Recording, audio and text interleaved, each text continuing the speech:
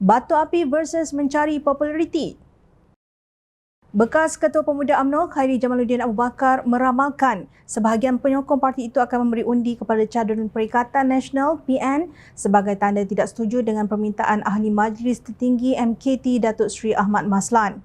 Khairi berkata Ahli Parlimen Pontian itu sepatutnya menyeru pengundi UMNO menyokong calon yang mewakili kerajaan perpaduan berbanding meminta pengundi memilih DAP.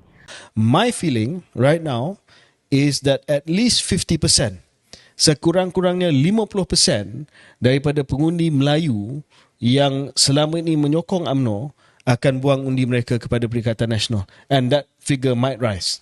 Kenyataan mengenai sokong calon yang mewakili kerajaan perpaduan untuk kestabilan politik, maka pengundi akan faham tak perlu kata sokong DAP kerana ia kenyataan yang menyakitkan hati orang Melayu terutama UMNO. Katanya dalam siaran podcast Keluar Sekejap Isnin lalu. Sebelum ini, media melaporkan bekas Setiausaha Agung UMNO itu meminta pengundi memilih calon DAP di kawasan yang tidak ditandingi Barisan Nasional BN demi mengukuhkan kedudukan kerajaan perpaduan selain ia adalah tindakan wajar mengikut disiplin parti. Dalam pada itu, Khairi menjelaskan beliau memahami konteks yang ingin disampaikan Ahmad iaitu Pakatan Harapan, PH dan BN kini adalah lawan kepada PN.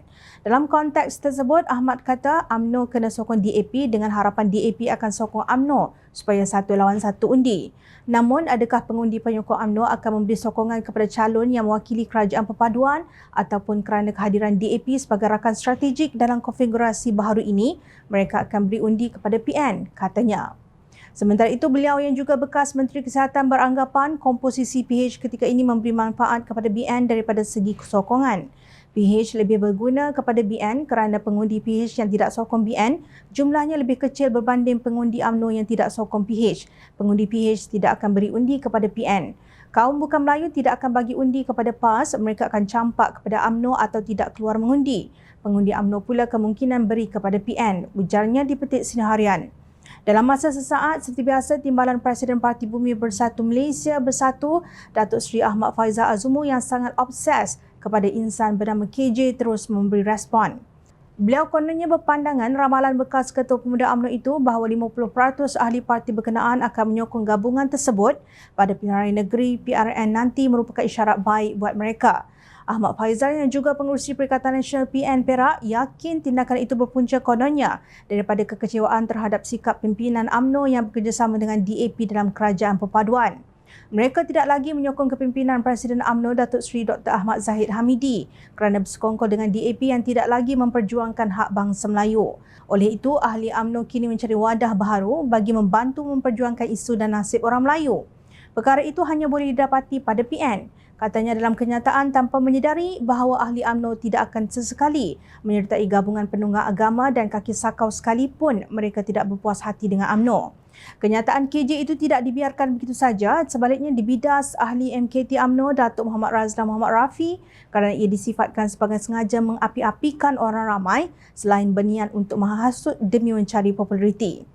Muhammad Razlan menyatakan sama ada betul atau tidak ramalan itu ia perlu dilihat semasa PRN nanti. Beliau juga turut membangkitkan persoalan tentang dari mana Khairi Jamaluddin mendapatkan angka bagi membuat ramalan tersebut. Angka jumlah pengundi Melayu undi PN yang Khairi dapat itu untuk hasut dan letakkan pemikiran negatif kepada negara yang sedang mencipta kestabilan dan fokus kepada pembangunan negara. Jadi ini adalah permainan politik oleh Khairi untuk meletakkan dirinya sebagai seorang yang popular. Mana dia dapat angka, saya pun tak tahu, dan mana dia dapat ramalan tersebut, kita tak tahu. Itu andaian dia sendiri. Betul atau tak betul, kita kena tunggu dulu masa buang undi nanti keputusan pilihan raya negeri, katanya kepada Sinar Harian pada semalam. Tidak dinafikan terdapat individu yang menyokong sesuatu parti disebabkan hasutan bangsa dan agama oleh parti tertentu. Namun yang jelas, semua pihak pada hari ini lebih mementingkan untuk memulihkan dan menstabilkan negara kerana banyak isu melibatkan kemajuan yang ditangguhkan kerana ketidakstabilan sebelum ini. Kepada Khairi, seeloknya kembali kepada mencari bagaimana nak majukan negara dan tak perlulah bermain persepsi menghasut seperti ini.